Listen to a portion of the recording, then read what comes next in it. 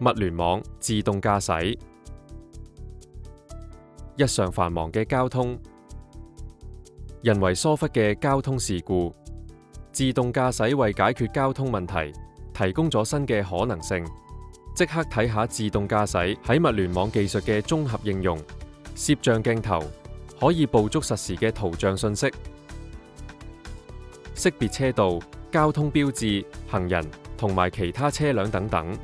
雷達探測物體嘅距離、速度同埋方向。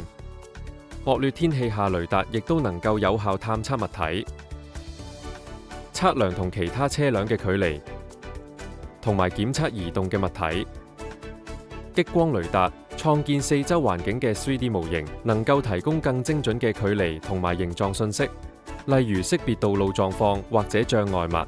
全球定位系統確定汽車嘅精準位置，規劃最佳行駛路線。想全面掌握 IoT？ 立即了解港專物聯網工程高級文憑。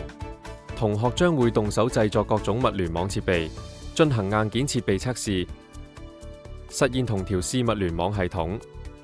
立即掌握物聯網領域嘅實際操作技術。